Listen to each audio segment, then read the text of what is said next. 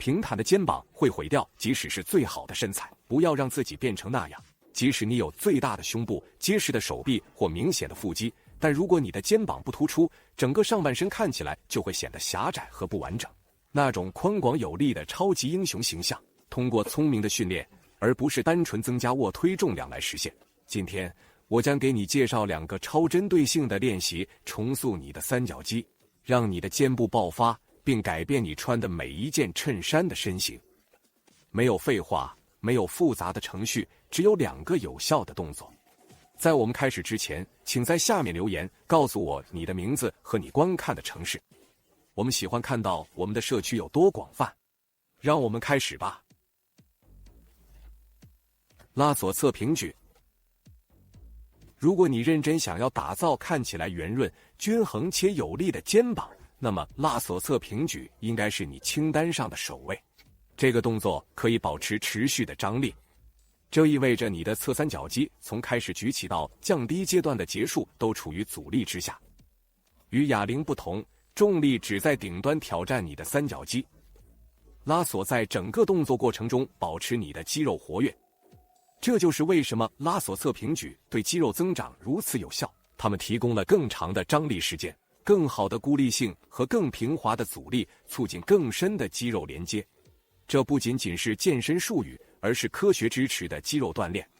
随着时间的推移，拉左侧平举帮助你建立对称且圆润的三角肌，具有明显的分离和轮廓。它们对关节友好，适合长期增长，降低受伤风险。如果你的目标是肩部美观，这是一个必备动作。正确执行时，将单个手柄设置在拉锁肌的最低滑轮上，侧身站在滑轮旁，用离机器最远的手抓住手柄，让手臂稍微在身体前面开始，以预拉三角肌。保持手肘微弯，手臂向外和稍微向前抬起，停在肩膀高度以下，肘部领先而不是手，避免耸肩或扭动上身。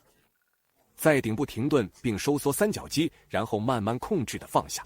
一个关键提示：单臂进行这个动作，以纠正不平衡并最大化专注。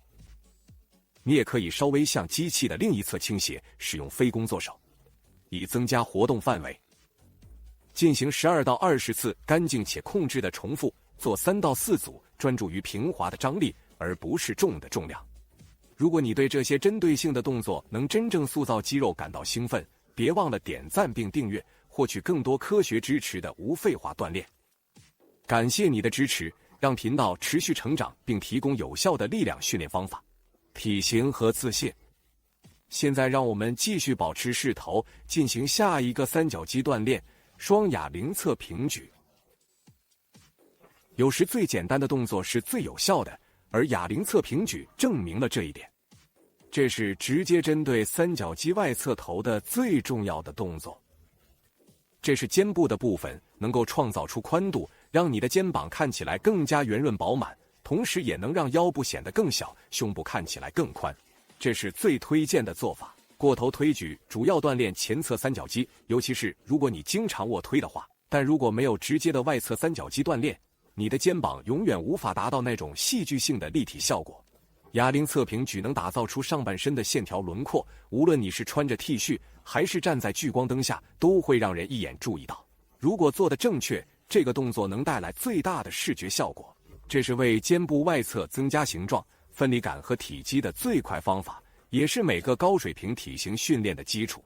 拿一对轻到中等重量的哑铃，双臂垂放在身体两侧，手掌朝内，稍微弯曲肘部，想象自己在拥抱一个巨大的沙滩球。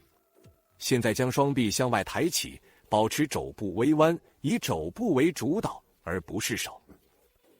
当双臂到达肩膀下方时停止，顶部时小指稍微向上倾斜，就像在倒出2个水壶。这样可以保持侧肩的张力，而不是前肩或斜方肌。稍微停留，然后慢慢控制的降低，持续2到3秒。这就是肌肉真正生长的地方。专注于高质量的重复次数，而不是重的重量。负荷过重会使动作变成以斜方肌为主的摆动。保持在12到15次的严格节奏和完美的姿势。为了增加挑战，可以尝试坐着做，以消除身体的惯性，或者在组末加入部分重复，彻底锻炼肌肉。就是这样，只要2个动作而已。但如果有目的、精准且持续的执行，它们可以彻底改变你的肩部发展。你不需要一长串随机的动作，你只需要正确的动作，以正确的方式进行。使用绳索侧平举来雕刻和隔离，保持持续的张力。使用哑铃侧平举来增加原始的肌肉量和宽度。结合两者，带着目标训练，你的肩部会变得更宽、更圆、更有线条感。在下方评论告诉我哪个动作让你感觉最好，或者如果你刚开始接触，点个赞、订阅以获取更多这样的精彩内容。如果你想知道在40岁后如何快速变得结实，而不浪费时间或伤害关节，看看现在屏幕上的视频。